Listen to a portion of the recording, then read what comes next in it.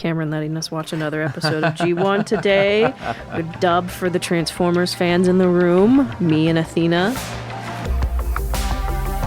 Star Wars, Transformers, Godzilla, animation, whatever else.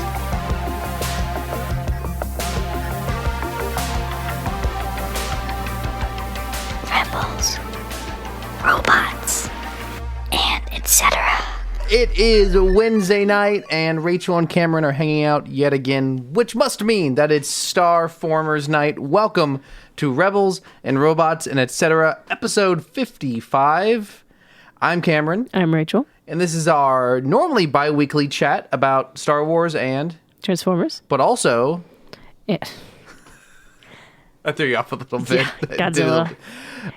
Godzilla, animation, and whatever the heck else we want to talk about. Yes. That sometimes goes into video games and at some point, one comic. Whenever we feel like we've promised it for 2 months now. Yep. We'll get to it eventually. And yes, that's the all. We'll get to the comic after Cameron says we can watch Transformers Prime. Which means never. Oh, never. And so we are not doing any ongoing series. So we are. We didn't even mark it last week. We are done with Bad Barch Badness. It's over. I thought we just kind of assumed that because we talked about the finale. But we didn't commemorate the celebrate. ending of Bad Barch Badness. And we are... Speaking of Bad Barch Badness, I actually had a thought from last week. So we're not done with it yet. Oh, we are in the epilogue of Bad Barch Badness. Yes, post thoughts.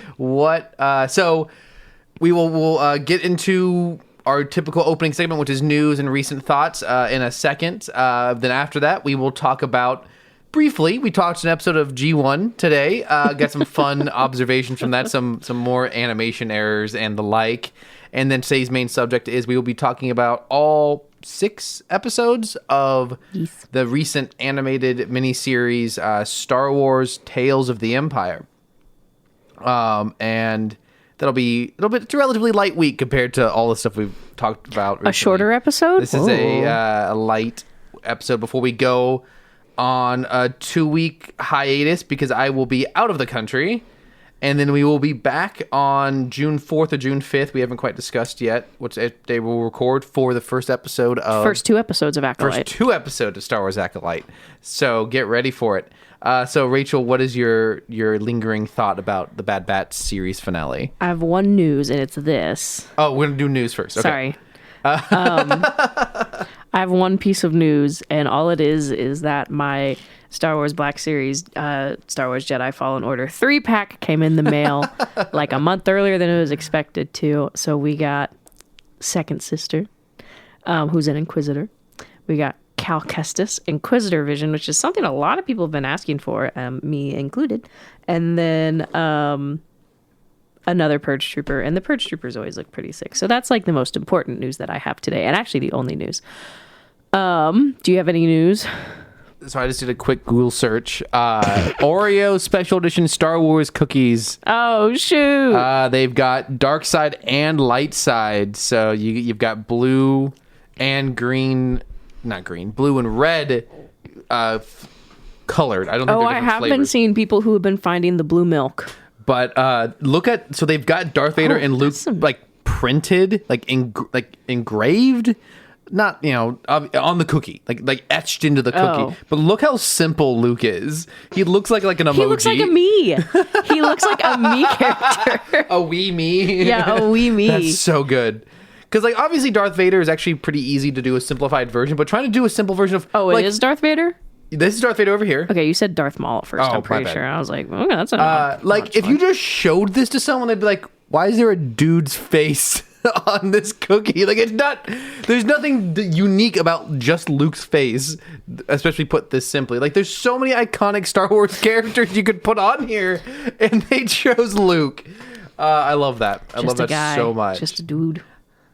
So that's the first hit on Google here. Go ahead and share your Bad Batch thought. All right. So I was thinking, I did a lot of driving last week across the state, so I had to be alone with my thoughts for a while.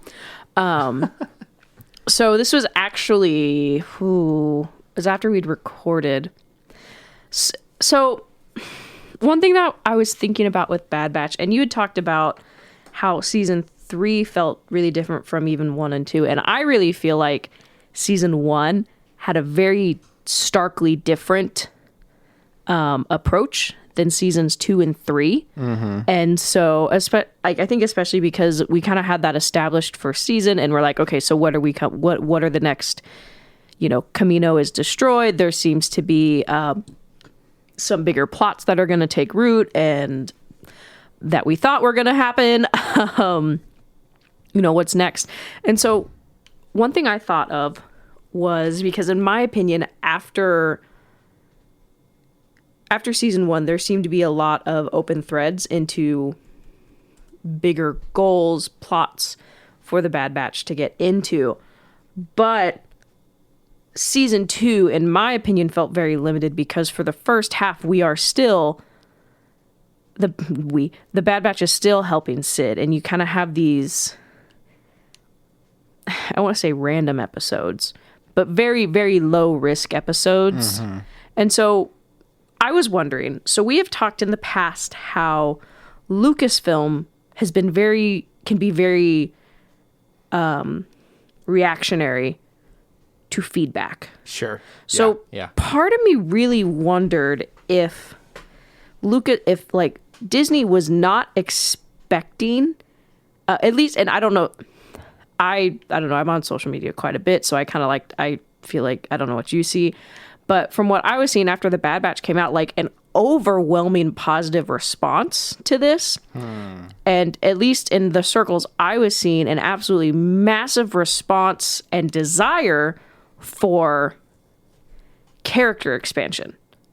And this like kind of found family aspect that I mean, I love that trope. And so part of me wonders, at least in my observations, and you can correct me if you think elsewhere, I feel like seasons 2, especially season 2 and then season 3, felt like to me like they couldn't decide whether they wanted to do tiny character developments or large plots. So part of me really wondered if they had an overall like general sized plot, but then this very large reaction to, no, we actually want like the everyday found family thing, and Lucasfilm didn't know how to balance that. Yeah, I mean, that's not, it is speculation, but I think it's decent speculation. Yeah, I was actually finishing up listening back to last week's episode earlier today, and you said something similar to that last week, and I definitely agree, at the very least, with the show reads as they couldn't land on a idea for the scope. They were most episodes were too small, detailed, very episodic, very miscellaneous adventures. But then the seasons themselves were trying to construct a larger plot, which to me indicates a lack of decision-making, decisive decision-making. And not to praise Rebels again, but we will do it. As we probably talked about last week, because we've talked in the past, Rebels spent that first season having the miscellaneous. Granted, there's some fun episodes in all of the seasons, but like watching the first season really kind of drove in a lot of those miscellaneous episodes, allowing you to see this brand new group of characters interacting with each other for the first time. You have the random episodes that don't seem to particularly have a bigger plot other than let's mess with the Empire on the fall.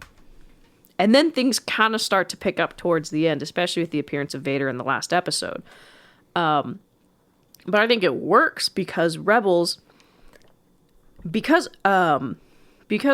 that in the first season, we have our established characters, and it's easier to watch them grow, and then they were able to implement these larger plot lines through seasons 2, 3, and 4.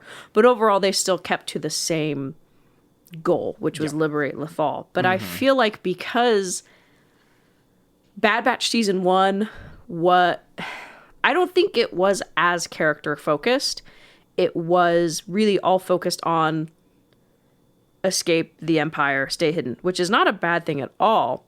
But I feel like trying to then after establishing, obviously, the Empire destroying Camino and the evidence of the clones sets up for and with Crosshair with the Empire, sets up for a lot of really big plot lines. And then I think to revert back to just like kind of just like singular character driven episodes, I think kind of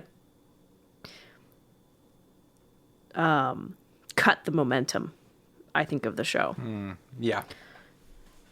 Anyways, thank you for listening to my TED No, Talk. I totally agree. Yeah, I think given, a few weeks since you watched it, you've had a good chance to think about it, and I totally agree with that. I feel like I had a thought as well about the show as a whole as I was listening back to our episode, but I don't really have any new thoughts to add.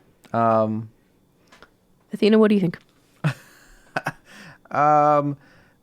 She's got her paw under her head right now. It's very cute. Just a small piece of news, just to quickly throw out there. The next legendary Kaiju-verse movie has been announced that it's in the writing process. Oh. So, obviously, there's a lot of steps between now I hope it's a Godzilla film.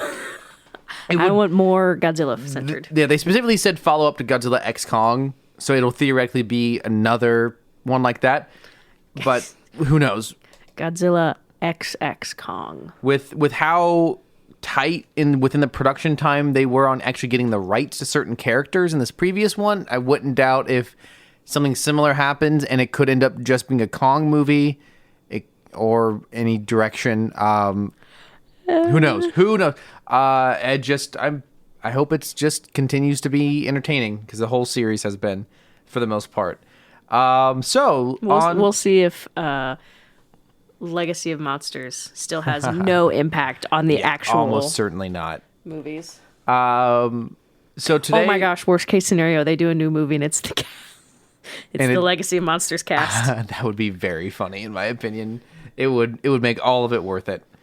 So today we watched an episode of Transformers G1 called Trans Europe Express, which very simply is the Transformers are partaking in a race across Europe, which is actually the ruse. Starts in France, which is the worst place. A quote I have. So they're like, for some reason, been sent to protect this American racer. I don't know why they're protecting him. No, I don't think they're protecting him. That's what they said. Optus sent us to protect him.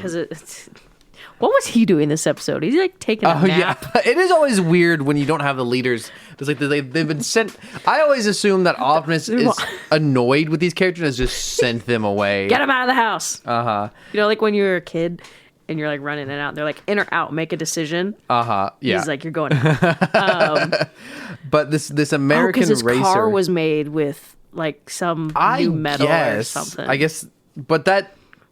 I wanted to watch this because we have a friend of ours that desperately loves F1 racing. But this is definitely not F1 though. I don't know. I think it was the same. But so they're racing for charity. Yes. For $20 million. But this driver, do you remember his name? I couldn't. No. Let's see. I'm looking at the. He looked like he was kind of from TF Wiki. He looked like he was from Speed Racer though. Yes, he had very big Speed Racer vibes. Chiseled jawline. Okay, let's see. Augie Kane. Oh, Chene. So Augie is his name, and his whole thing is that he's selfish. That's the whole character's, like, literally, that's it. That's, like, every single line of dialogue does not let you forget about this personality trait. Like, his first quote. Don't forget, this guy's greedy. It's like the first thing he says is, I only care about one charity, me. Which is just top-notch writing. Same energy. Of course, the episode is full of phenomenal animation. My favorite being those multiple examples of really bad looping of backgrounds. So you have, it's like a side shot of the cars driving, and they're staying in place relative to the camera, and the background is moving. But instead of like looping seamlessly, it would just have a hard cut. The background was hard cut back to the beginning of the loop, which I loved. We had a good laugh at, so the Autobots kidnapped this archaeologist and... The Decepticons. Oh, yeah, sorry. Yes, the Decepticons. So the other plotline, so the Autobots are racing. The Decepticons are trying to find this... The pearl of something. The pearl pearl of Bahudin. Yeah, this pearl of Bahudin. And so they are bullying like the population of Istanbul. And then they I didn't mean to throw you off that bad. and so they kidnap some poor archaeologist off the street. It's not explained where he comes from, but he's they're like, we need an archaeologist, and then it cuts, and you think this is going to be like a majority of the episode is them finding this archaeologist, and I just assume the Autobots would be defending him, and then it cuts back, and they just have an archaeologist. And they're out in the wilderness of Turkey with an archaeologist with a metal detector. And he's trying to explain, I don't know if he's explaining the history of it or he's trying to explain something. And just their interaction, their disdain for this archaeologist is just really funny. So they allegedly, I want to know how it's like one of those little beach metal detectors that people find to go like find rings and keys on the beach. Yeah. And he detected it like what? That's probably like 200 feet down because that excavator had to dig for the excavator. Decepticon had to dig for it. But so one of the best scenes is they have the archaeologist in these like energy handcuffs. And while the Decepticons are like monologuing, the archaeologist bumps their machine. I don't even know what machine it is, but it's like a lamp. Yeah, it's like a lamp and it like sets off this energy wave and he sticks his hands underneath it and it breaks the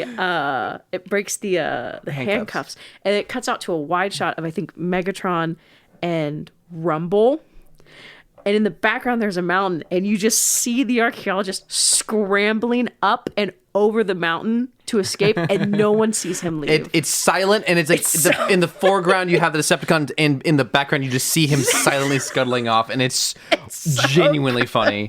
I love it. It was just lots of good laughing moments. Yeah. So the rest of the episode is the Autobots racing from France to Turkey, and then the Decepticons trying to stop them. Mm-hmm. And one of my favorite moments, and there's two great moments in this. One, Bumblebee, I guess, gets injured, and no one says, or it's not implied that he can't transform back, but I guess he can't because he jumps on another Autobot who's the same size as him and is in robot form riding on the back of this other Autobot who's in car form, which looks hilarious. The crowning jewel of this episode is it cuts to a map of Europe. I think you mean the crowning pearl. Yes, the crowning pearl. Very good. This is a bizarre map, and it's hard to know whether this is intended to be like a slight, like the Transformers universe. A parody of Europe. Yeah. I don't know if it's meant to be it's meant to be slightly different from real Europe to establish its fictional status. And the reason it's in there is because they're doing like an Indiana Jones thing where they're tracking them through the countries. Or it's just because this is a cheaply made Japanese cartoon and they didn't translate the country names well to English. Here's our top four. Romania, Rumania. Bulgaria instead of Bulgaria. Czech instead of Czech Republic. It's Ciech. And you can see where they scratched something out and we think it was an H. Yeah, like we think that they originally had it as Chech. And then my favorite, not technically this is also very clearly handwritten, and there's a space between the G and O in Yugoslavia, so it's Yugoslavia. So that gave us a good kick. I went to Google something, sorry, and I just got an article from Screen Rant. All 10 ways the Bad Batch has changed the Star Wars galaxy forever. All bad things, I'm sure. A side note here, a voice acting side note. There's a voice actor named Terrence McGovern. He's the voice of Wild Rider, a Decepticon in this. He was an actor in the first two George Lucas films, THX 1138 and American Graffiti. So this is kind of a cool connection to Star Wars there. And he also did a voice on multiple cartoon retellings of Bible stories in the 80s. And his character's name was Derek in all of them.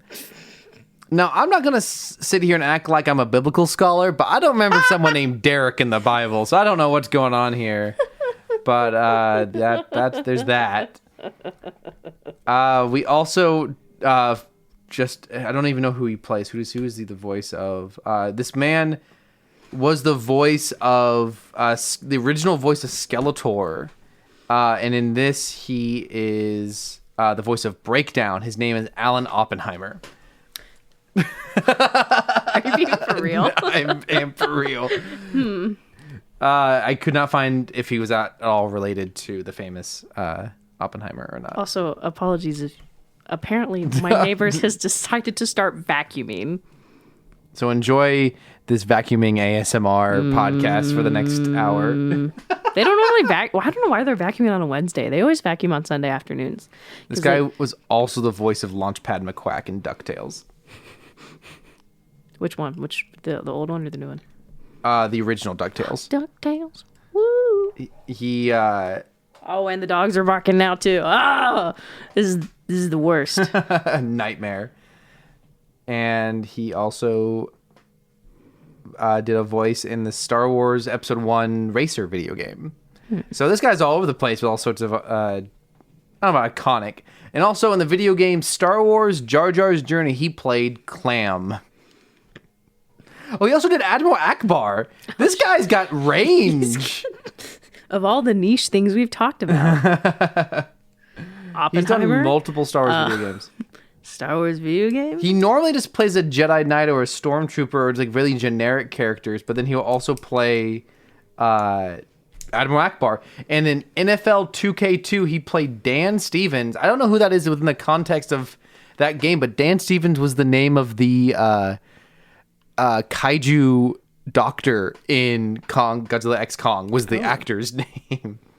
Well, this has been a fun little tangent, but back to the episode. Back to the seriousness. Yes. I have a quote written down here.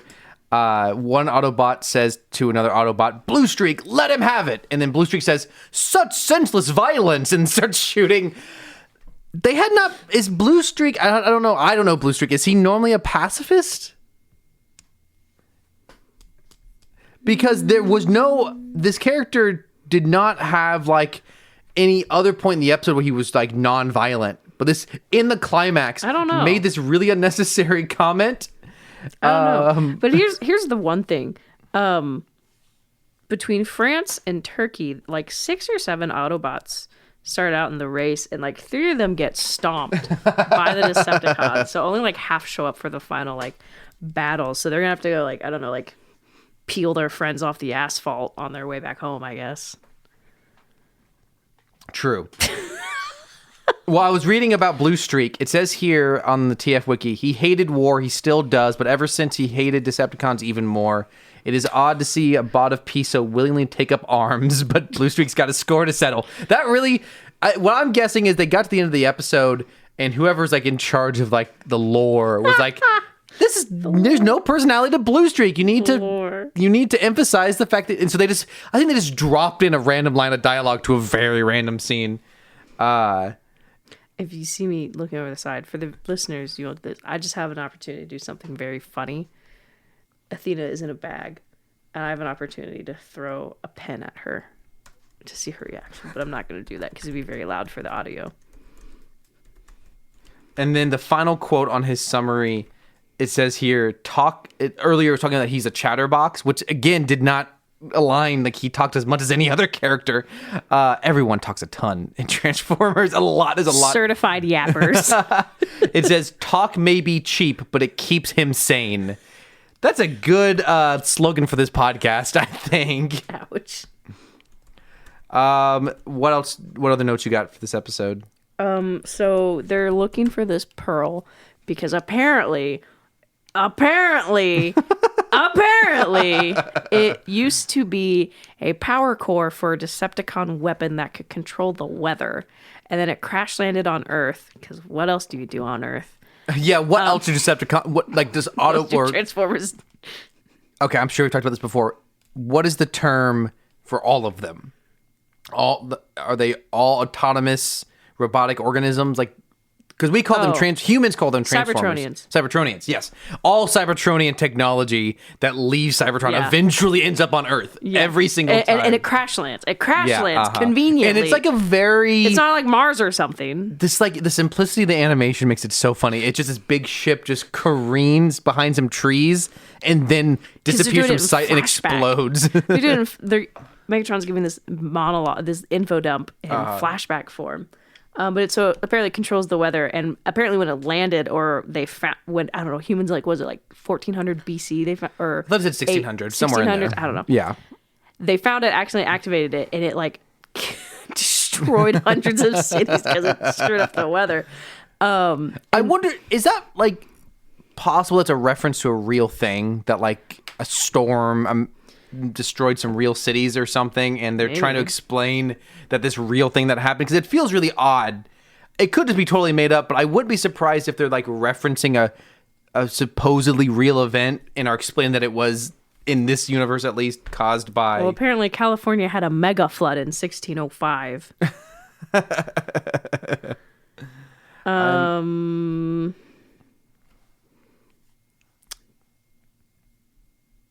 don't know.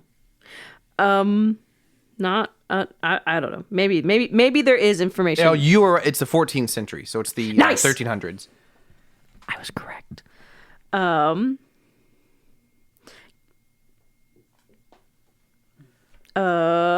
So my last note's at the very end of the episode.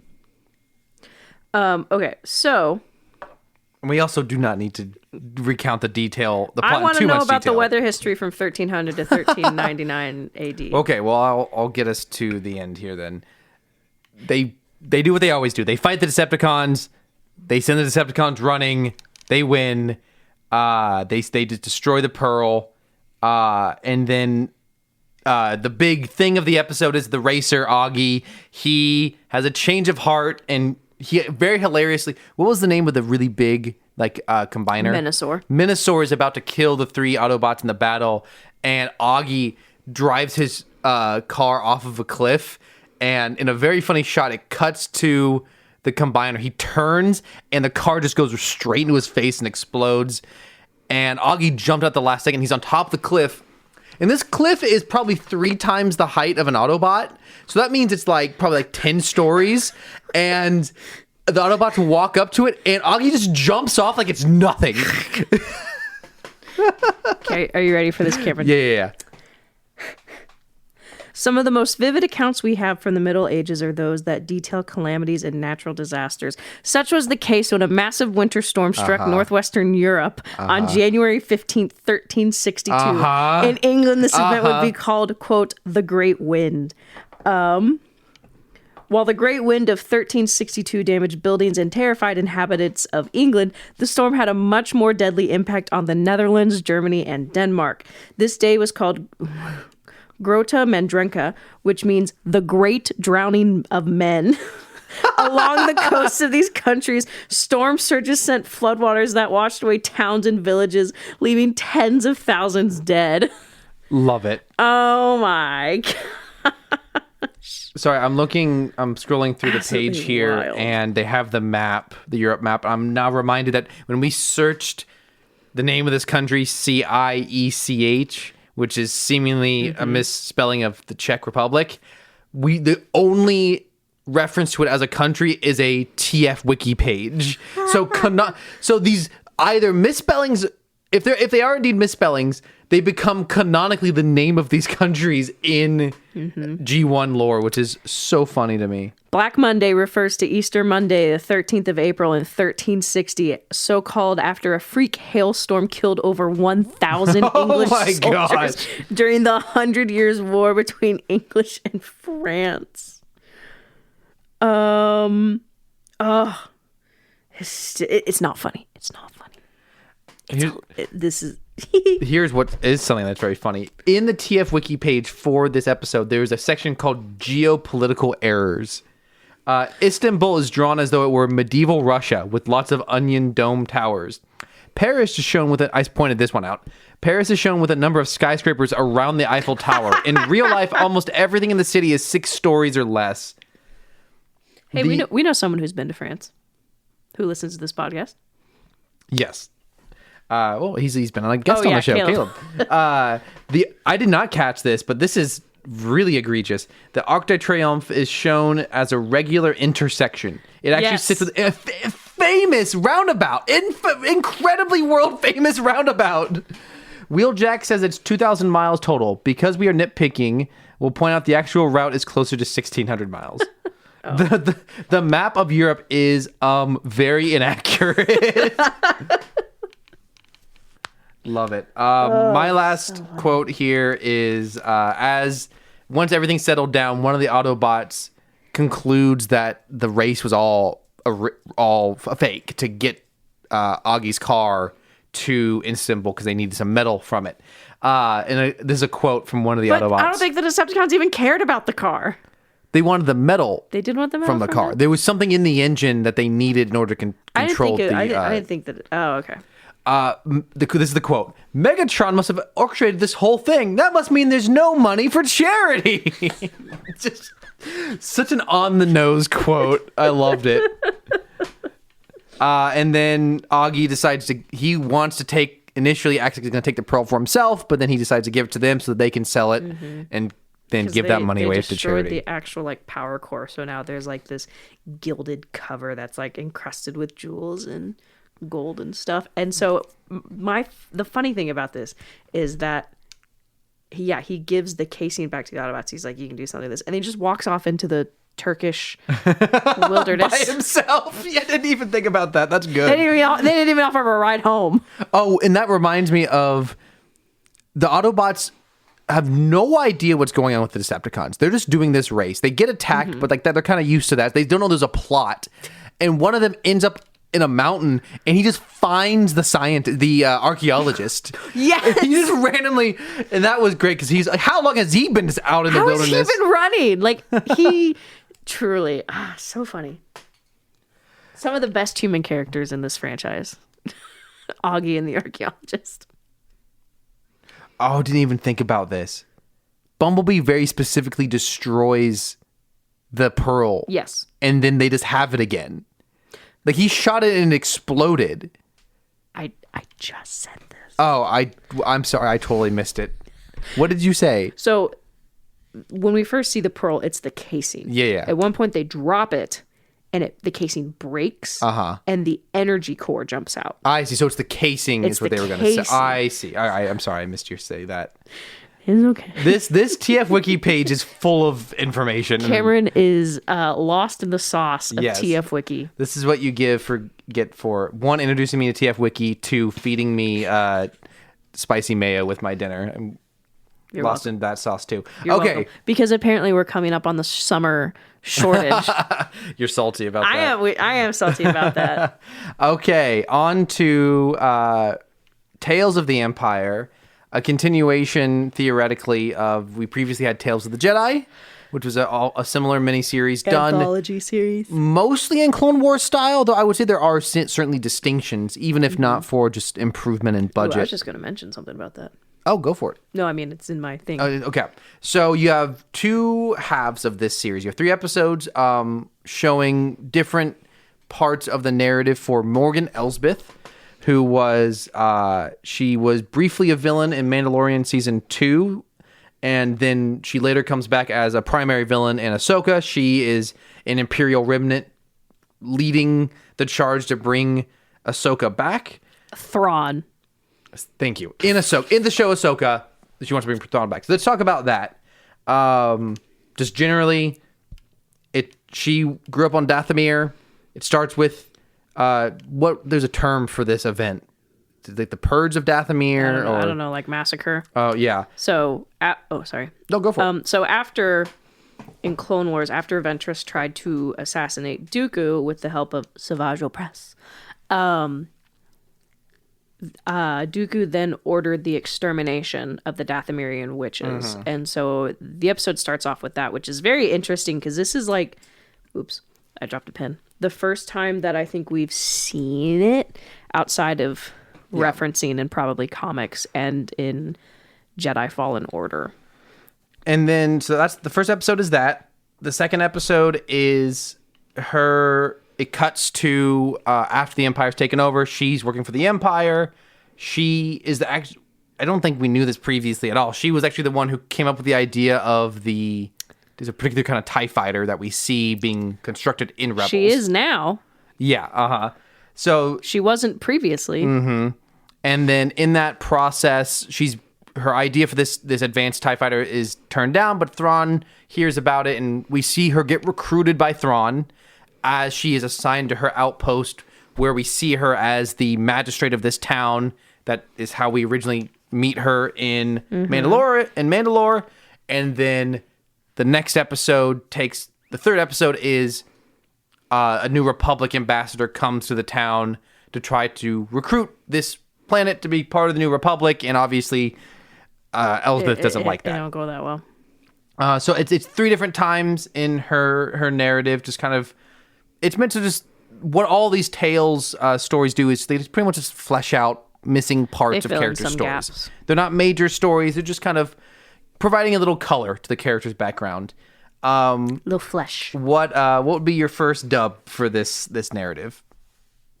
You know, it was kind of okay. When I say it's cool to see the Dathomirian massacre, it's interesting to see it on screen because, at least in my experience, I don't think we got like the full. Is it in Clone Wars? I don't think it's in Clone Wars. I don't think it is. So Battle of Dathomir, Massacre of the Night Sisters is one of them. Oh, it does happen in Clone Wars. I'm dumb. So this is another view of the massacre, which I see. Okay, sorry. I haven't seen Clone Wars in a very long time, and I don't remember a whole lot of it. So yes, this is not the first time we've seen it. Sorry, fake fan over here. But we see Morgan's survival of it, because at least during Clone Wars, the only survivor was Ventress, I believe. Maybe a short handful. But from when we learn in Jedi Fallen Order, when you go there as Cal Kestis, you encounter Merrin, who is the last Dathomirian witch on Dathomir, at least of that tribe. And she specifically does not trust Cal Kestis because his lightsaber is blue. And because in her experience, she's like 10, 12 years old. That is Grievous had blue and green lightsabers. So she was like, your people killed my kind. And he's like, huh? And so that was, I don't know if that was kind of big. That transitions nicely into my first one, which is just like, it's a very brief moment, but I actually quite like the depiction of Grievous in this, in that Grievous is always talked about as this major threat, and there are versions. The original 2D animated version of Grievous is actually scary, but most versions of this Grievous, he's kind of just this lumbering idiot who talks too much.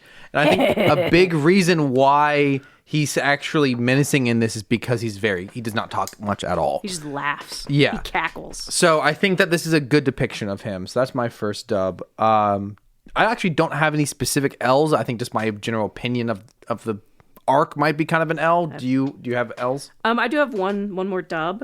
It was kind of cool to see Corvus. I was going to go back and forth. I was going to end on dubs because I do have 2 more dubs. Oh. I was going to go back and forth. Okay. So I was going to do L's and then come back to dubs. Okay. So my first L, no Callus sighting. Kind of disappointing. Well, that's just a given on anything that doesn't have him. I think if we said that for everything that doesn't have him, it'd be almost everything. Points off. And so actually did retcon another book series. Dave Filoni, the book retconner. Are you serious? Yeah. Oh, wow. Now, I've not read the Timothy Zahn books, but this could be hearsay. But this is what I heard. So, because in the books, in this trilogy, it is Thrawn who comes up with this tri-fighter idea. And so now they have attributed this to Morgan. So, as usual, the shows are retconning the books that retconned the old books. So that was kind of a bummer because I know Timothy's on. I do not know Timothy's on personally, but What? the author took painstaking care to make sure that his trilogy did not offset canon, like the new Disney so canon. So that was a bit of a bummer. I know I don't have very little knowledge on the original expanded universe, but he created Thrawn originally, I think. So then he wrote a new Thrawn series of books for the new canon. Yes. And his stuff has been retconned twice. Hysterical. Poor Timothy. I would just say generally about this, overall surprised at it was generally entertaining. Yeah. But I wouldn't say I walked away from this really understanding Morgan Elsbeth as a character. Like, I wouldn't say, like, the original Tales of the Jedi, we got to see something we had never seen before, at least in mainline stuff, pre-Sith Dooku. That gave us some information about him. He aged really hard. Yeah. We got to see him engaging with Qui-Gon, something we had never seen before. So that was good. We got to see some more intermittent Ahsoka stuff. It did provide some more character development for Ahsoka. This, to me, Morgan Elsbeth is still just this very bland character. The closest she got to being interesting in this was her just being this kind of drone for the Empire and pitching an idea and it getting turned down. That started to be interesting, but doesn't really culminate in much. So that would be my just general thought for the whole thing. What is your next dub? It was cool to see Corvus, which is the planet that she resided on as magistrate. Yeah. Because when we see it in Mandalorian, it's all burnt. Yes. So we get to see it pre-burnt and post-burnt, actually, in this show. But it's just kind of cool to see, like, more of the kind of, I don't know, kind of see it before it was really bad. So I don't know, that's kind of cool. I'm always up for Star Wars introducing new, not desert planets. Sure. Yeah, absolutely. That does transition nicely into my next dub, which is, I think generally I like the fact that they explained why the forest around that town was burned. You see it in Mandalorian already burned, and you just, I think maybe there is a line from Ahsoka that explains it. Whether it was directly said or not, my implication to me was that it was just as a result of them, like, using up all the resources. Yeah. But it is kind of interesting now when you go back to that episode, you'll see it and we'll know now that this was a power play. It was the people of this town try to rise up against her and they burn the forest as an act of, like, control over them. So, like, it even further illustrates what's going on that planet whenever you go back and rewatch that episode now, which I think is pretty cool. Yeah. I have one more dub. Do you have? No. I mostly have hmms. So this is kind of in between for me because I'm not sure what the intention is. I think it lands on positive regardless of what the intention was. So the discussion between Thrawn and Morgan, Thrawn talks about how the Empire doesn't value, like, creativity or like free thinking or something like that. And he said that I will. This seems to straight up contradict his actions in the Ahsoka show where he leaves her behind to die effectively. And either they didn't really think that out and they're unintentionally contradicting themselves, or that is thought out and it's telling us something about where Thrawn is. I think it's also just Thrawn being manipulative. Sure. Yeah. I mean, that's fair. I think it's possible I'm reading too much into it. But if this is meant to be an actual indication of his character, which does make sense to me, that makes sense of at least original Thrawn would be someone who oftentimes does not underestimate people and sees the value in things the Empire typically doesn't. That makes sense to me from as a character. What this could be implying is in this moment, he kind of worships the Empire. He has an ego check inherently because he's not in control. There are people above him that he has to answer to, and therefore he... Yeah, because he's not Grand Admiral. Exactly. He's driven. By the time you get to Ahsoka, he's now like, I'm the end-all, be-all. I'm everything. So how he treats Morgan could theoretically be a reflection of his ego and how he values others and his intentions. So I think that could be interesting. So on to the second. Did you have any just general thoughts about this Morgan storyline?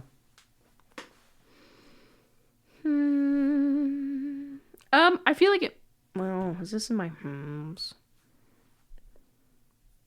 It's kind of in my hums. Okay, we can I'll wait to say talk that. about it. So Barris Offee, do you want to explain who this is? Barris Offee, I believe I don't know how much she is seen in the prequel trilogy. I'm guessing she's probably in some side shots with Luminara. Yeah. In Phantom Menace, maybe Attack of the Clones. Probably more likely Attack of the Clone, because she would have been too young in Yeah, you're Phantom right. Menace. Barris Offee is Master Luminara's apprentice, and Barris was friends with Ahsoka. However, in season 5, Barris has grown disillusioned with the Jedi organization, and so what she does is she betrays them. By doing so, she sets off a bomb in. It's not. Boom! It's not the Jedi Temple. I think it was actually in the Senate. Oh, really? Okay. I think. I thought it was a Jedi Temple because it was such a way that whoever did it had to be a Jedi. It's been a long time since I've saw this character arc. It's also been a while In my since mind, I've it was the seen Jedi Temple. Maybe, and she sets off a bomb somewhere. Yeah, somewhere on Coruscant. Where there are Jedi within range. An act that is generally frowned upon by authorities. Yes. Those Yeah. in authority. Actually frowned upon by just about anyone, really. So she sets off a bomb, and so the arc is that they don't know who it is, and so she frames Ahsoka for it. And it actually gets so far along that Ahsoka is like going to go to trial Yeah. over it. She's kind of been disinherited by the Jedi because the Jedi don't believe her either until it is revealed. I can't remember how exactly it's revealed, but it's revealed that it was Barris. Mm-hmm. She gets arrested. I think Anakin figures it out. Yeah, because he dukes it out with Yeah. her. That was not Anakin fighting. That was Vader fighting. Uh-huh. And so, yeah, it's discovered. She gets arrested. And this is the plot that leads Ahsoka to leave the Jedi, because after Ahsoka is proven innocent, they go, "This was your great trial." And she's like, "You guys suck. I'm leaving." And so since then, Barris had not been seen in any media. Probably outside of comics and or books that were before Attack of the Clones. Yeah. Or before the Clone Wars. So we have not seen her. So we have a culmination of her story in this anthology. And so she's in jail, and she happens to look out the window during Order 66. Uh-huh. And she can see the Jedi Temple burning from like on the horizon. So she gets not like broken out. She's released from prison, and we do see a familiar face. Her name is Lynn. She's the fourth sister who we first see in Kenobi. So this first episode is Barris being recruited to be an inquisitor. Yes. And I don't know how much you want me to get into this. But this first episode is her becoming an Inquisitor apprentice, proving herself, getting her helmet. Gosh, those helmets are so cool. Mm-hmm. She wasn't given a number, which was I'm interested about how the numbering system works with Inquisitors. Yeah, because we see Merrick in this, who's also from Ahsoka. Yes. And we don't know his number either. No, and we see the Inquisitor that Ahsoka killed in Tales of the Jedi. And does he also not have a number? He actually might. He might be 13th brother. Oh, wow. Hold on. I've seen him. No, it's 13th sister. What Inquisitor did Ahsoka? 6th brother. Okay. So he's 6th brother, but Merrick doesn't have a number that we've ever known. Mm-hmm. Lynn is 4th sister. And actually the only Inquisitors we see in the series are 4th sister, Barris, Merrick, and 6th brother. Mm-hmm. Those are the only ones we see. And we know there's more. We know there are a whole lot more at that time. So she becomes Inquisitor. And then the second episode is them is fourth sister, who's kind of like her master or whatever, I don't know, mentor, and Barriss hunting down a Jedi. So just to talk a little bit more about what we were just talking about with the Inquisitors, the Inquisitor that is in this episode, who is also in the last Tales of the Jedi, his official Wikipedia page is just called Unidentified Inquisitor. Really? So he does not have a canonical name. Are you sure? That I'm looking at the Wikipedia page right here, and it says Unidentified Inquisitor. You're in Wikipedia? Yeah. Oh, well, so there was the Ahsoka book, which I guess has also technically been decanonized. Because in the book, she killed Sixth Brother. Interesting. Do we know who Sixth Brother is? Bill Vallon.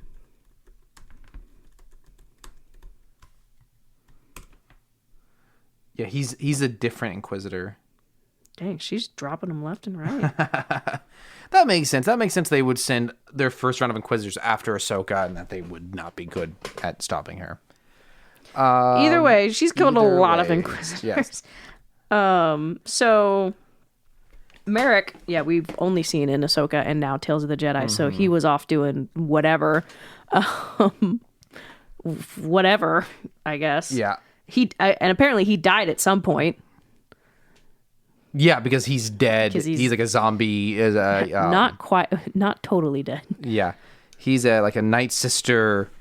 Ghosty goo. Yeah, not resuscitated, resurrected. Yeah, minion. he's a mummy. And then you have the second episode is Barriss's first mission with Fourth Sister, where she betrays Fourth Sister at the end, and then the third episode is Fourth Sister finding her, what is presumably years later. Mm-hmm. And they have kind of a reconciliation in the end. And it culminates with Fourth Sister actually accidentally killing Barriss. Oh, wow.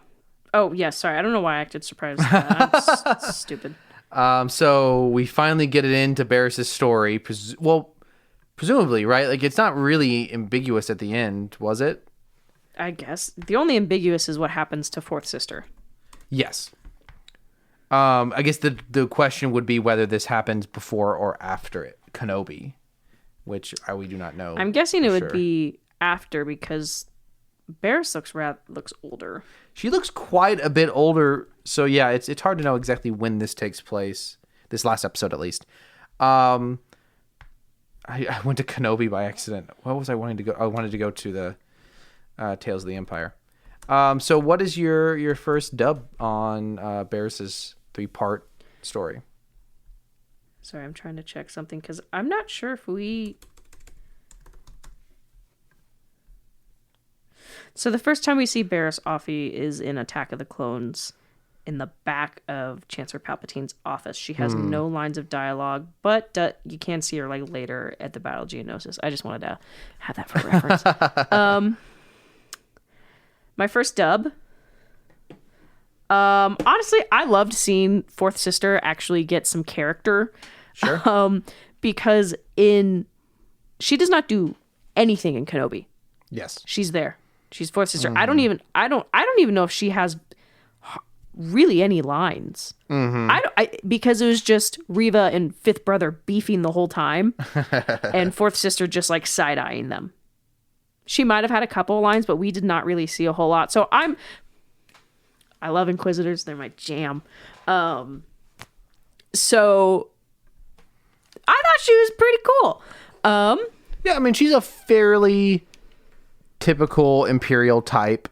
She is more serious about what she's doing and probably more deadly than who was the Inquisitor woman in Rebels? Seventh Sister. Seventh Sister. Because Seventh Sister was like one... Wait. Constantly hitting on the very underaged Kanan. Nice. Dang it. I said the wrong name. Ezra.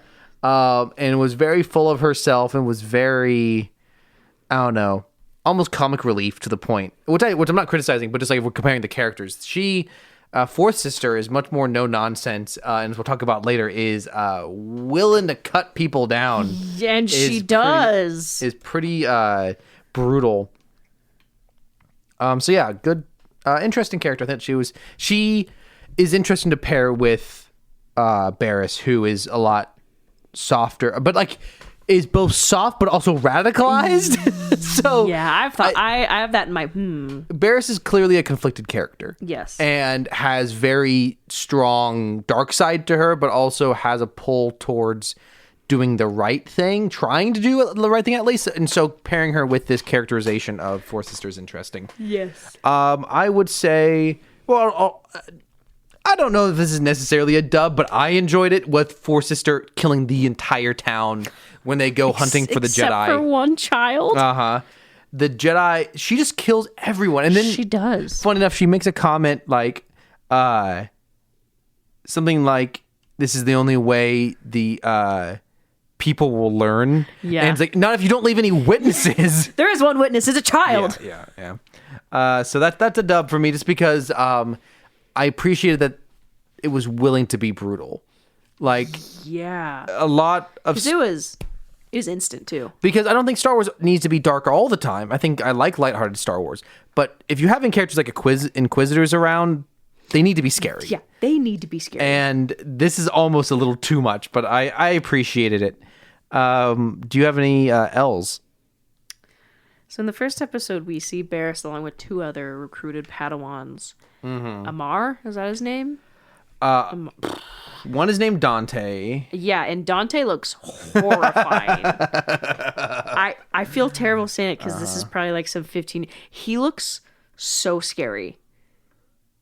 I don't know what species he is, but he's a humanoid species. He has like really pale skin and then like red hair growing out like at the top of his head. It looks like a clown wig. But he just... I don't disagree. He looks scared. He just looks...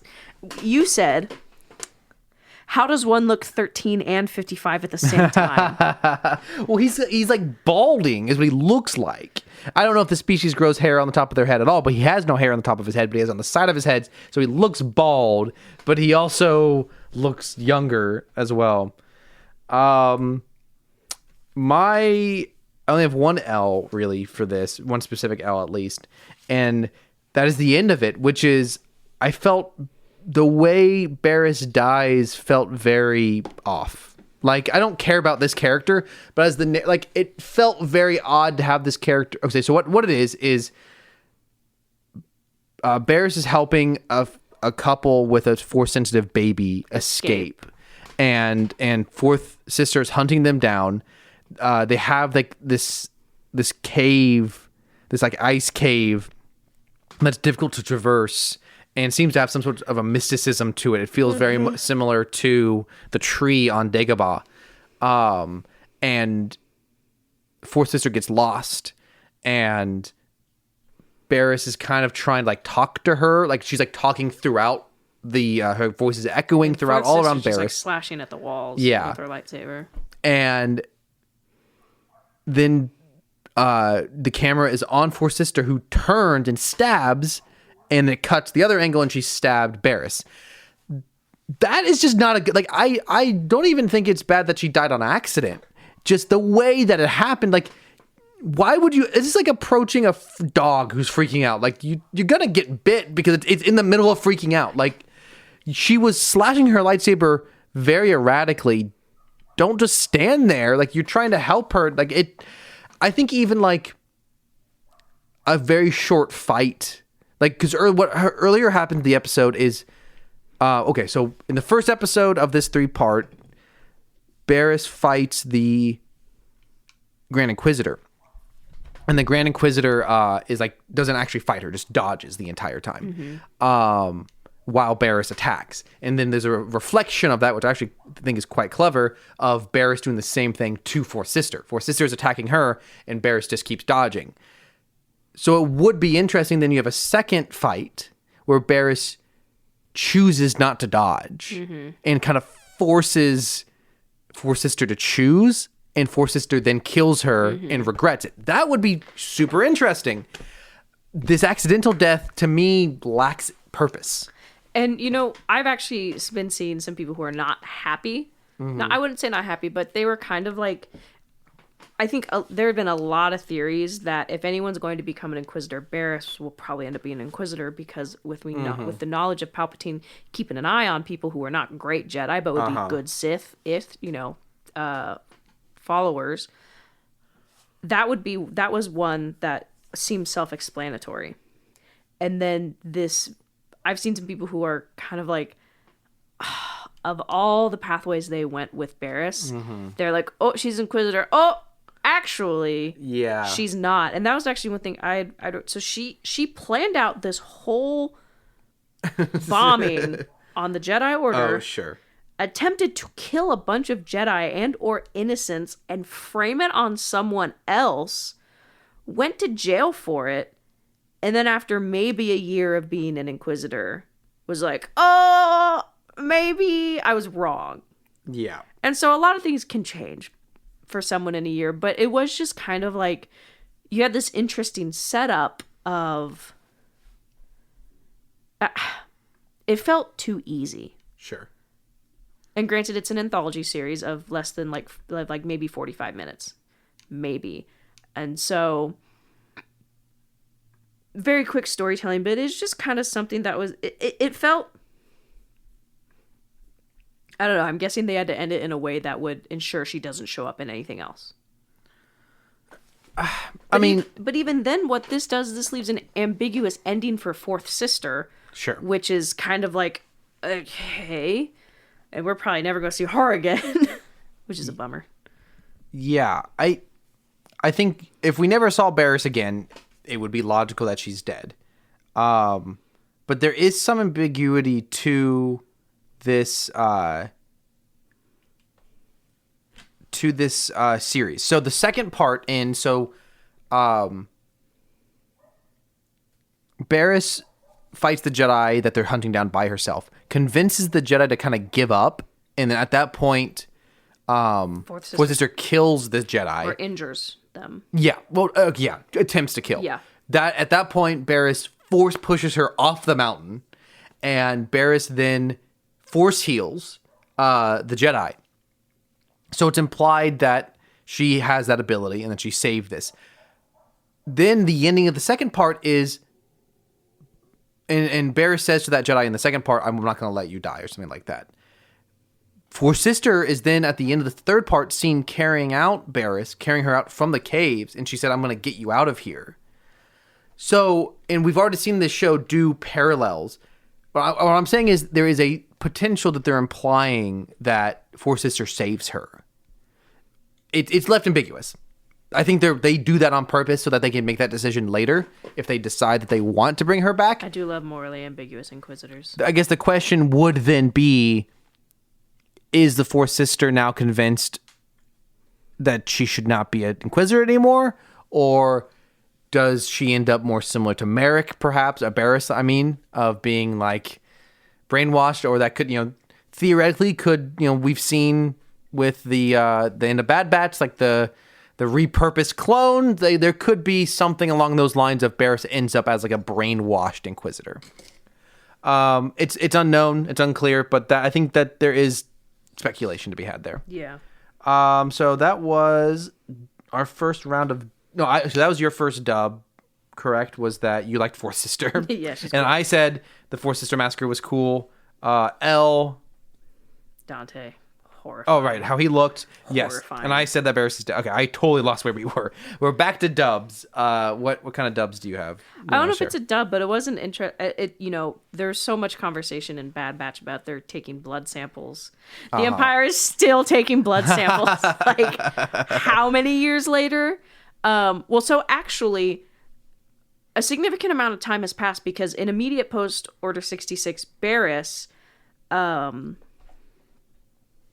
is immediately taken in. It's not sure when we leave, but Kenobi takes place in 9 BBY. Okay. So there has been like a 5-year time jump at least, I believe. Okay. So there's been a couple of years. But so,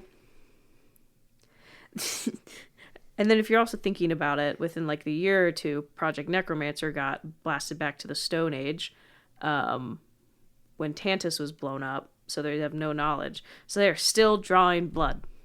They have started from scratch. So they're still looking for Force sensitive children, which I thought was kind of like, oh, this wasn't just a Bad Batch thing. Yeah, yeah. Granted, we have also seen this in Mandalorian because 30 something years later, Yeah, yep. they're still trying. Not 30 something. It would have been like 18, I think. So, what category are you putting that under? We got not some like loose threads, but some interesting calls to other the plot line that somehow Palpatine is still trying to come back. I see. Well, I mean, I can see why you would take that. I just kind of took that as that's the only way they know. Yes. They're just going around testing everyone's blood because I guess it kind of just depends on who's what's the word? Like area you fall under. Like police officers have jurisdiction. Oh, jurisdiction. I think it kind of depends on whose jurisdiction you fall under. Certain governors, certain entities, they're just going to kill Force sensitive people on sight. Others, they're going to recruit them to be an inquisitor. They're going to stick them in amber. It kind of just depends on what closest facility. Depends on how you can catch them alive or dead. Yeah, exactly. So I think they're just generally. I think it's kind of a figure out their Force sensitive first and then go from there. Yeah. Whatever's the most convenient. My final comment on all of this is actually probably my favorite moment in Star Wars this year, which has only really included Bad Batch. I don't think we haven't really done much more Star Wars outside of that. But Barris's fight with Dante is amazing. That was good. They're brought into a room together. They're both they're on a platform. Yeah, they're being recruited to be inquisitors. They're thrown one lightsaber, a laser field drops down around them, and there's a hole between them. And the lightsaber field is getting smaller. So you have very little ground to stand on. And in that moment, you don't know which of them is going to be. Are they both going to refuse? Are they both like, what's it going to be like? We mentioned, imagine all this hype to bring Barris back just to kill her off in 5 minutes. And Dante is surprisingly fast to grab the lightsaber first. I just thought this was a really creative, tense fight. Because she doesn't kill him with the lightsaber. She force chokes him and snaps his neck. Yeah, I forgot about that. Which is wild. Yes. So it's just a cool fight. I like creativity in action. I think that so many fights are just kind of getting from point A to point B, or it's a person that you know is going to win. Like, even though you know Barris is going to win, you don't know how. You don't know how this is going to end. Barris could end up at the bottom of that hole and somehow survive. The actual tension of the environment is creative. There's a really cool visual element of how a lot of force fields in Star Wars, they just kind of go through the ground, but this is hitting the ground and like causing a little fire. So there's like because a reminder. I don't know if it catches her arm or her foot, and it burns her. Yeah, there's a reminder that this is not like a force field, but a laser field. So I just love this fight. I think of both this Tales of the Empire, but also between this and Bad Batch, the coolest thing I've seen so far this year in Star Wars. And sets a precedent for one thing I'm excited about with the Acolyte is its action, and I hope the action can be kind of similar to this. What do you want to do? Do you have any L's left? Not particularly. So do you have any dubs left? Not particularly. Okay. Do you have a closing thought on Barris Offie's story? Or not particularly. I thought it was I just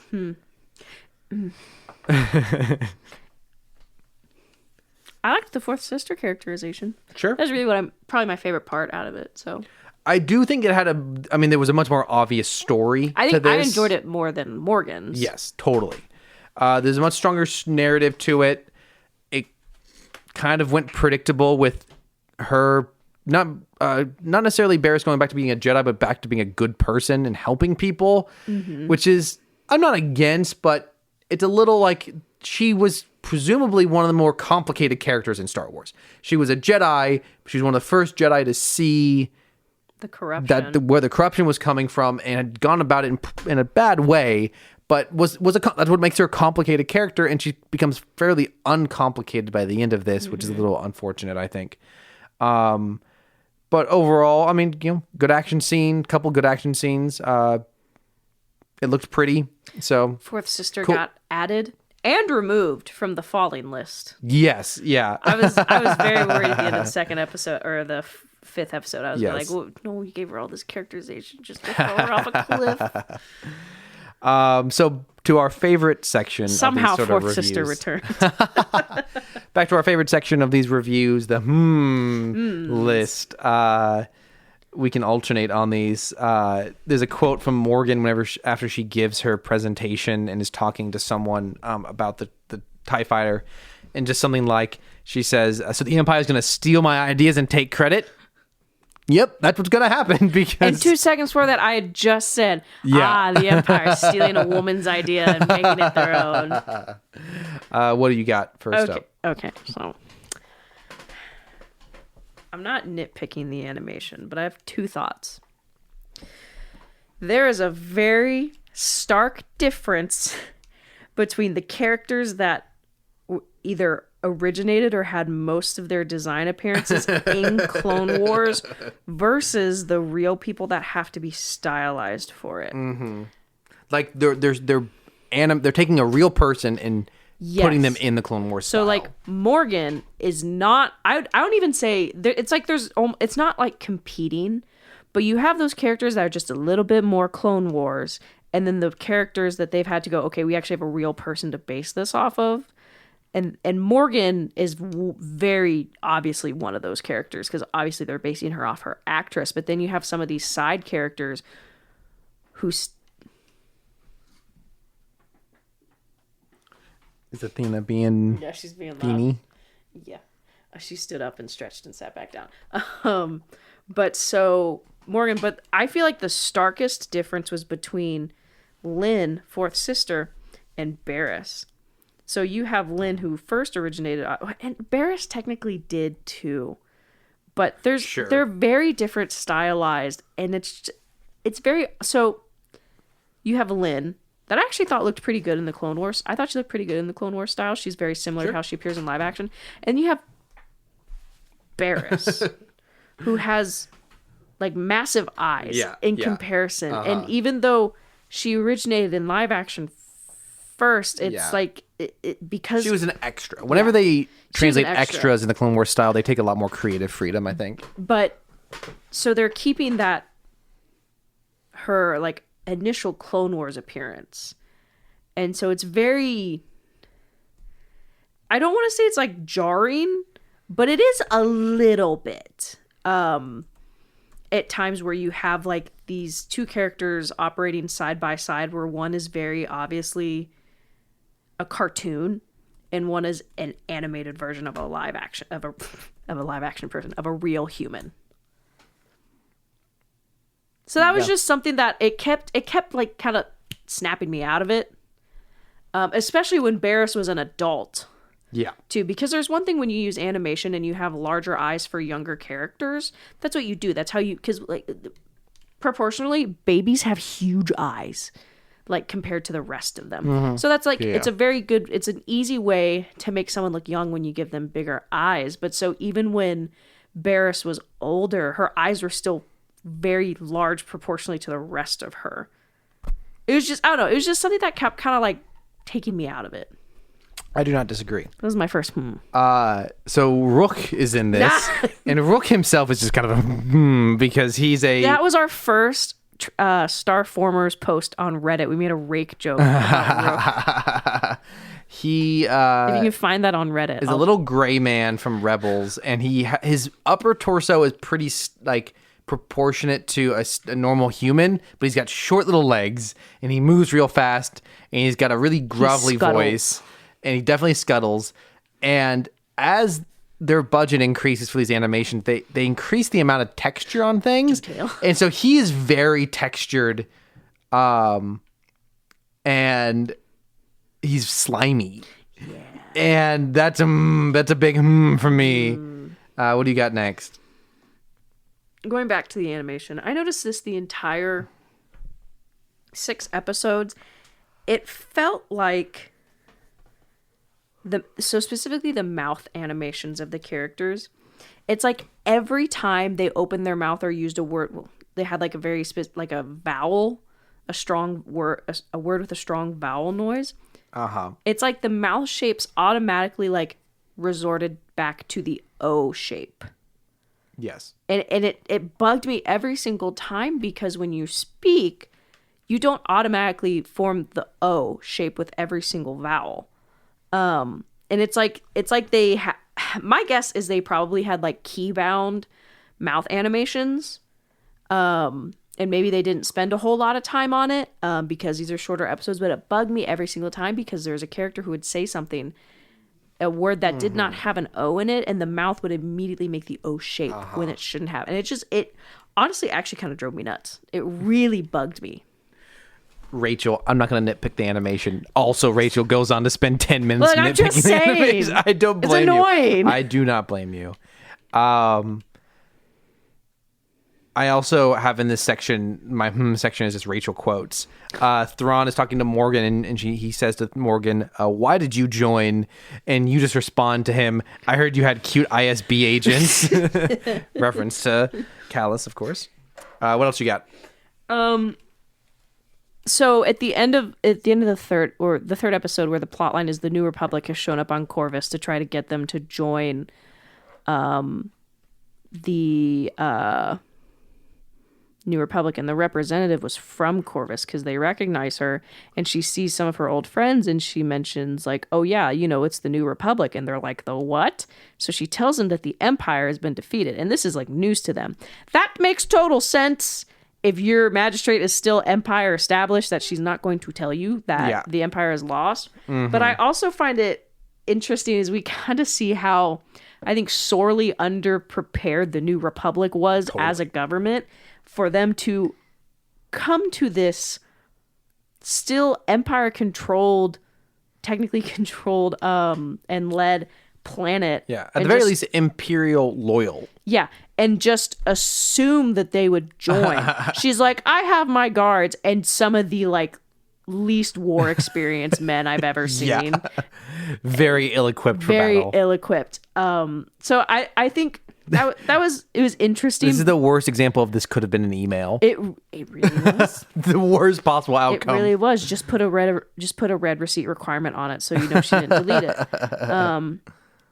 So it is kind of interesting to see that, like, oh man, the New Republic is really not good at their job. But then you kind of have two sides of it.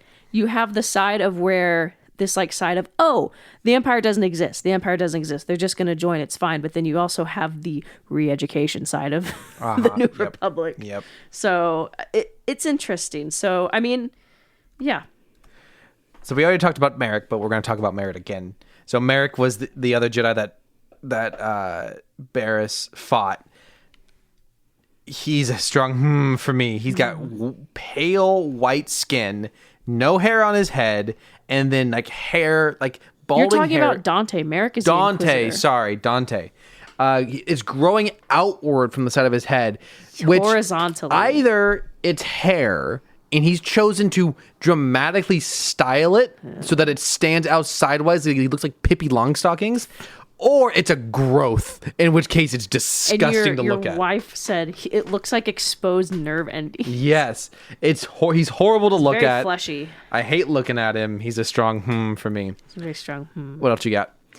This is the third time we've seen Fortress Inquisitorius, and the third time it's looked different. So we first see it in Jedi Fallen Order, and then we see it again in Kenobi, and it looks drastically different, which doesn't particularly make sense because I believe Fallen Order happens before Kenobi. Yes, because Survivor and Kenobi happen in 9 BBY, and Fallen Order is like 5 years before. So, so you have this. It's a big old spiky pyramid on an ocean planet. It's not quite Pabu, but if Pabu was dark and edgy. And so it looked different in Kenobi, and I don't know if that was just a stylistic choice, but I remember there's not really a reason that we know of for it to look different exteriorly. And then we see it differently here, but it's being built, so we'll give them a pass. But if I had a nickel for every time we've seen Fortress Inquisitorius in media, and it's looked different, I'd have 3 nickels. But so honestly, it's one of my favorite like little aspects. It is. I think it's just fun. You have all the Inquisitors living together in an apartment complex. I just think it's just funny. It's Give us that sitcom. It's like Friends, but they probably hate each other. Seinfeld. No, that was the Friends. No, I was using it as an example. I see. So, kind of related to that, why do all the Inquisitors have unique looks? Because they look cool and they sell toys. Yeah, that's the right answer, and that's why it's kind of a I'm just watching this. Because they know I'm gonna buy them. You just have all the Inquisitors lined up in this amazing like rack focus shot, and I just go, why? The most moment that made me really think about this for the first time is they hand Barris her helmet. It's not even. I think there's a certain degree of. You want these guys to be scary. You want them all to have a different look. You let them design their own looks. They just hand her a helmet, which means it's theoretically still Imperial dictated outfits. It would logically make more sense if they all had a uniform look. But some have helmets, some don't. All the helmets are different. It's like when you get your work laptop, and it's the same laptop everyone else has, but you get to decide what stickers you put on it. But they don't. They just hand her a helmet that's different from everyone else's. And they're like radically different too. I don't know. It's not obviously not a bad thing because they do look cool. It's just kind of a for me. What else you got? That's kind of it. Okay, I'll rattle off my last ones here. While the Inquisitor is fighting Barris, she does a quick turn at him, and he like face palms her in the nose, which would theoretically break her nose, and then force pushes her up into the ceiling, which would theoretically break her back. Yeah. It was really aggressive. Really aggressive for someone you're technically training. I thought of one. Sorry. Go for it. Barris can force heal. Which, like, it isn't, like, the end of the world for me, but that's how she like, so there's this dying Jedi at the end of the second one. She's like, I'll heal you. So I guess she heals them, and they go on their separate ways, which when Barris implies to the family, I have a friend who will help you, I'm guessing it's supposed to be the Jedi. Then you could also have this thought, because someone was like, why does she look so old? And someone's like, maybe because she's been healing people for years as the healer. Maybe that probably takes some sort of toll on your body. But it kind of, I was like, oh, Barris can force heal. Okay. All right. That reminds me of another that I didn't write down, but at the end of Morgan's last episode, the New Republic ambassador tries to call for help and falls over. Oh yeah, and it falls out of her hand, and you hear she has a communicator that she's trying to convince her friend to take. Yeah, and he doesn't. And you hear now I'm totally forgetting her name. Bo-Katan. Bo-Katan's voice, which makes no sense unless they're setting up some other story. Because are they implying that Bo-Katan then sent Ahsoka here? It appears like it. That's just a weird thread because I don't think there's any connection between Ahsoka and Bo-Katan, is there? They met in the Clone Wars. But like as far as like post-war Ahsoka and post-war Bo-Katan. Oh, well, see, I don't know because that could be a story because what because what it would require. Oh gosh, okay. Okay, hold on. Okay, here's the other question. No, because Ahsoka and Bo-Katan met in the Clone Wars, yeah, but they did not interact anytime near Rebels because Ahsoka gets saved. Yeah. And she is on Time she's transported. She's on her Gandalf the White adventure. And so the next time that they would probably theoretically even meet would have to be before Mando season 1.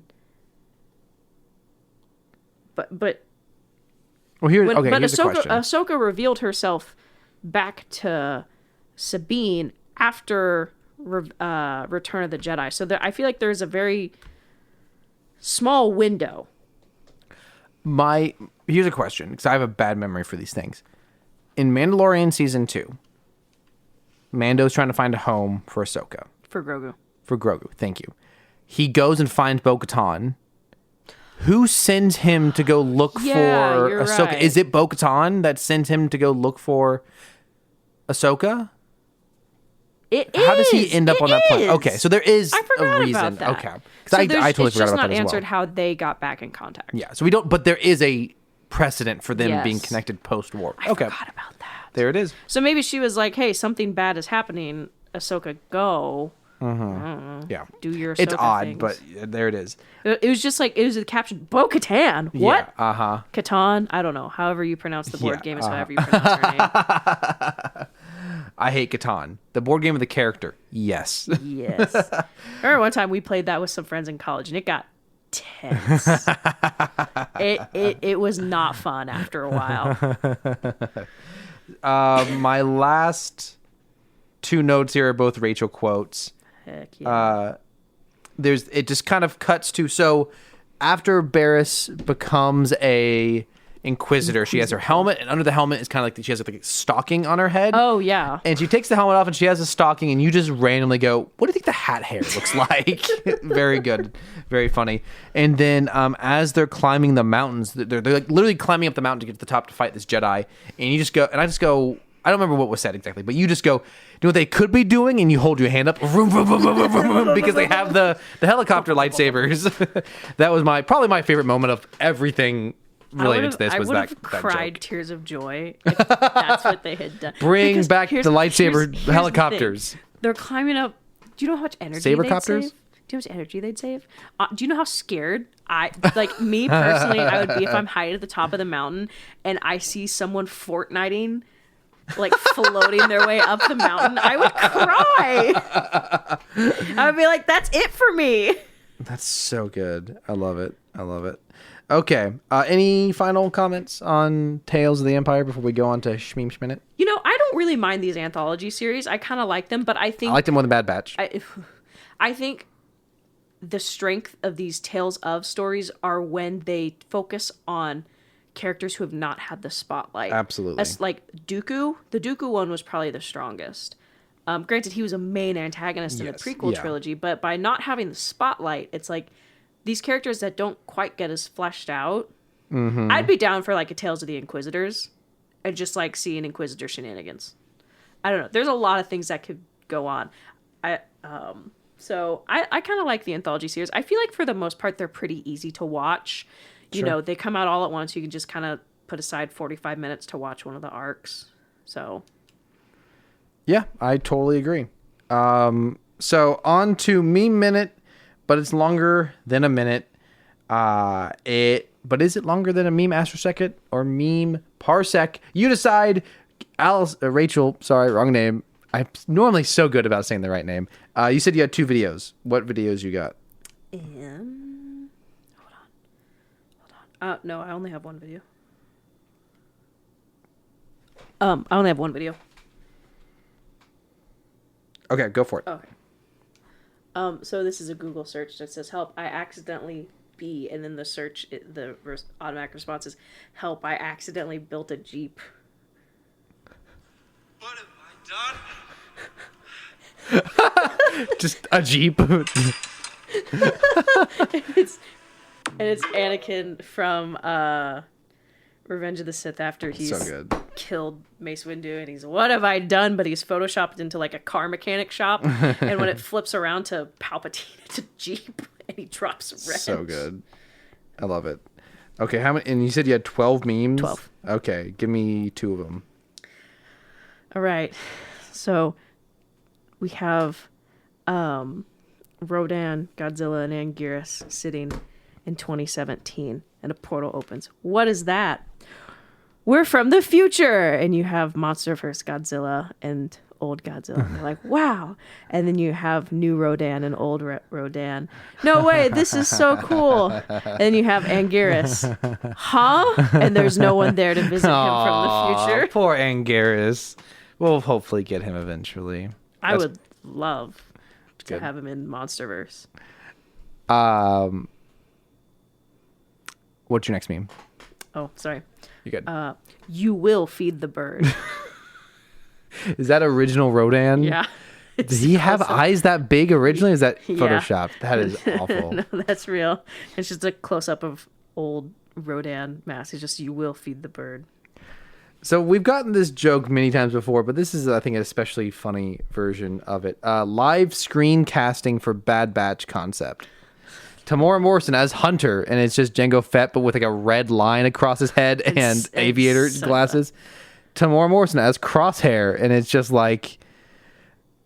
I actually don't get this one as much. Like some sort of like Colombian dictator, but it's got Jango Fett's head on him. Oh my gosh. Tamora Morrison as Wrecker, and it's Tamora Morrison's head on the Rock's body holding its teddy bear, and Tamora Morrison as Tech, and it's like slimy Boba Fett but with glasses on and like an anime computer geeks background. Discord mod. What else you got? So this is the format of Anakin and Padme sitting in the Naboo fields, where she's like, "Oh hey, something question, right?" Yeah. Silence. And so it's Wreck-Gar from the original Transformers movies, Anakin, and Ultra Magnus is Padme. You repaired me. You can repair Optimus also, right? Oh no! Silent. You can repair Optimus also, Oh no! right? Is good. This is just a like a medium quality render of -1 Godzilla with like a blank. I would assume like blender background, like the gray with the stripes. Not really important. Just kind of set of like it's very obvious a computer render holding a really big cartoonish hamburger, and it just says Buger. Buger. Well, look who decided to join us for Meme Minute. Well, I hope you've been taking notes, Editor Athena. You better be. If you look like this, DM me immediately. What was his name? Doc from Godzilla -1. Scientist from Godzilla. Nice. Guys be like, this is my comfort movie, and it's Transformers 2007. Amen. What else you got? Yeah, you want to explain what that is? It's the scene from Godzilla -1 where Godzilla is chasing them in the fishing boat. But Godzilla -1 has been replaced with the original Godzilla, who's doing the tail kick. Tail super kick. So a popular meme format this last week is we got the first image of the new live action Superman, and he's like putting on his shoes. In the background there's like a big alien blast happening or something, and people kept photoshopping in the background. Well, this one is Anguirus biting on to Ghidorah. Superman meme. One of the biggest Superman fans I know. I have no idea what you're talking about. So we have just a very high-res image of Kong and Zuko from the last movie. Just relabeled Kong and Zuko. It's just a gorilla. Oh, it's not really. It's an image of a real gorilla just throwing another ape or something. That's really good. Love it. Happy Mother's Day, except for it's Shmi dying, Padme at her grave, and Leia kind of representing that Leia's dead, but she didn't actually die in this scene. Imagine if they put Marva Andor in there. I would have cried. Real tears. And it was Mother's Day this last weekend. From Tales of the Empire. Open the gate in the name of the new republic. Go away or I shall taunt you a second time. Cute. Very cute. Which is a Monty Python reference for the uncultured out there. All Godzillas are beautiful. It's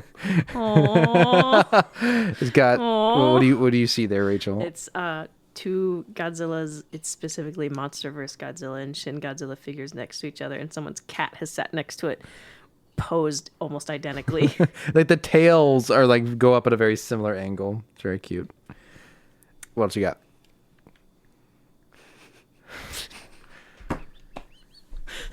Oh, jeez. Okay. So you got You had the movie Glass Onion a couple years ago. Well, it says Nas Onion, and it's Boss Nas, the Gungan leader, his head photoshopped. And they've put the little orb of peace next to him. And that's also especially funny because the movie takes place on an island, and they've got the Naboo waters in the background. That's fun. That's fun. Star Wars Afterlives. Qui-Gon, Force Ghost. Obi-Wan, Force Ghost. Anakin, Force Ghost. Yoda, Force Ghost. Luke, Force Ghost. Leia, Force Ghost. Han. It's a picture of Harrison Ford at a part, like old Harrison Ford at a party, but he's been painted blue. Oh my gosh.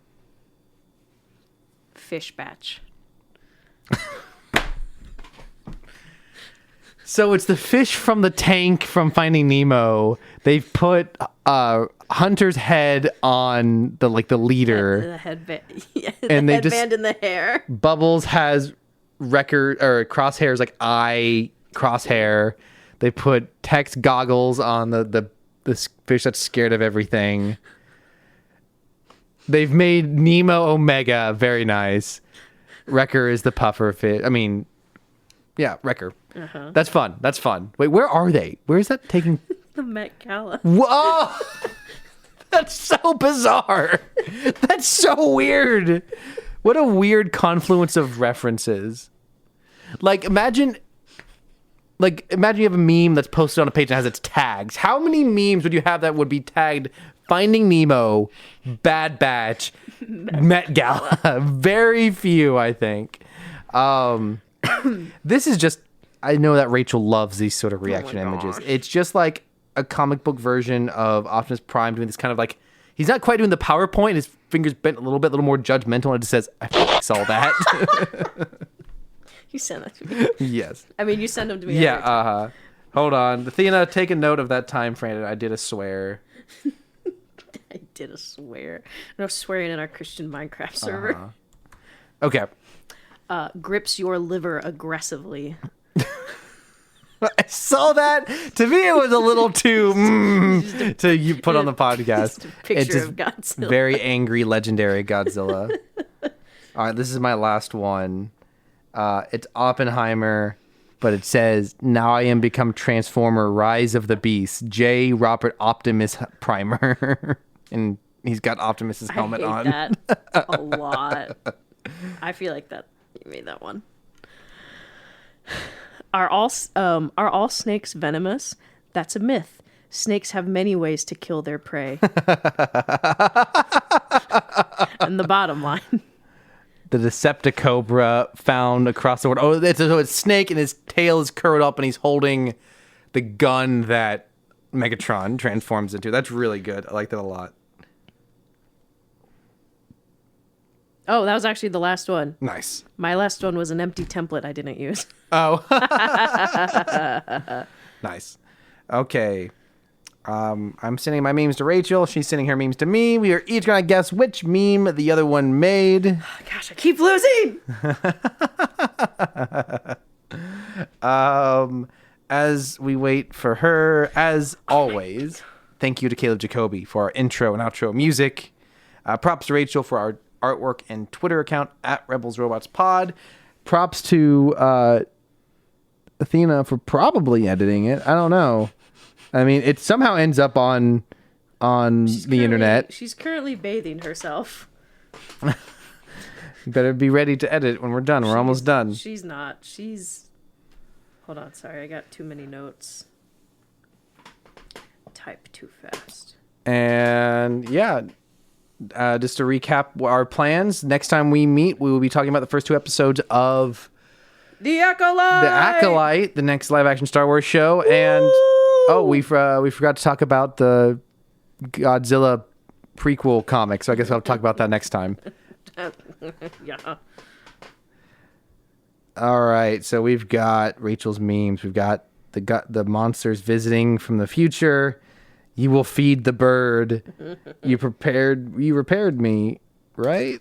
You can repair Optimus. If you look like this, DM me immediately. Suko and Kong. Open the gate. I should talk to you a second time. Nas Onion. These are all very good. Man.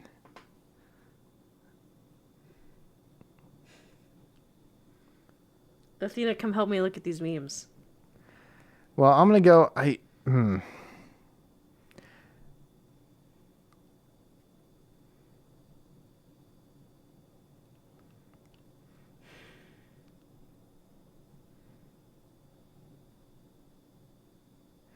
I am going to guess...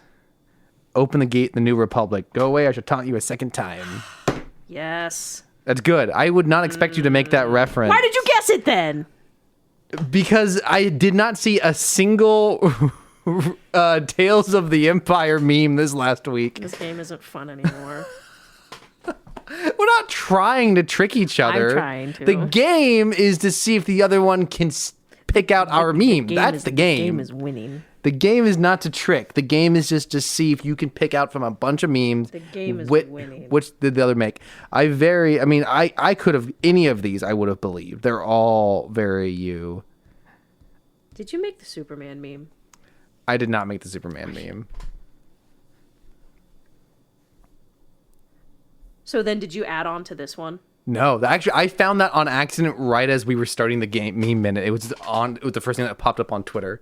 I made the Star Wars Afterlives. Really? Yeah. I didn't guess that one because I was like, that's a lot of work to have to go find all those images. Well, a little higher effort than normal. It originated from, I found that image of Harrison Ford at the party and thought it was so funny. Man. I was proud of the one I made. You should be. You should be proud of it. It's good. But it didn't win, so therefore it goes. No, it goes into the shameful children pile. You winning or losing has nothing to do with the quality of the meme whatsoever. Goes into the shameful children. There is zero correlation between your points of this game, because if we were scoring the memes, your average would be very high.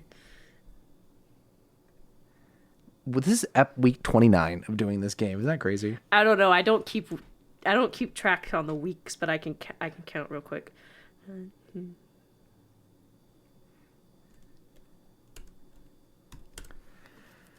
I almost doubled down on the first one. I'm really glad I didn't. I love that format of the people from the future visiting the kids. Have you seen the one with the three Transformers, Megatron and RC and Megatron? Oh. It's good. Two Megatrons? Oh, Optimus Prime and Megatron.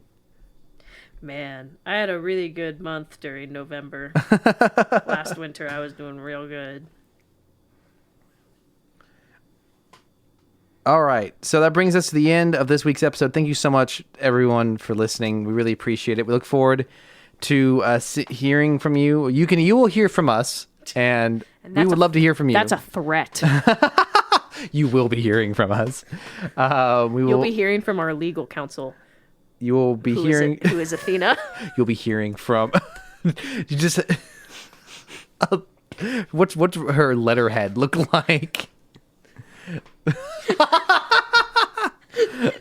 Can cats give the middle finger? Are they physically capable? She's got thumbs. They're not very useful, but she's got little thumbs. Come here, Athena. Let me show them. Come here. So we will be back on down. June 4th or 5th, and then we are currently planning to do actually weekly recaps of that. But who knows? Because it will also include the 4th of July week. We'll see how it goes. Is 4th of July on a Wednesday? Or it's a Thursday? It's a Thursday. Yeah, because I have to go back to work the next day. This is Cameron and Rachel signing off, saying, talk may be cheap, but it keeps us sane. Good night, everyone. Bye.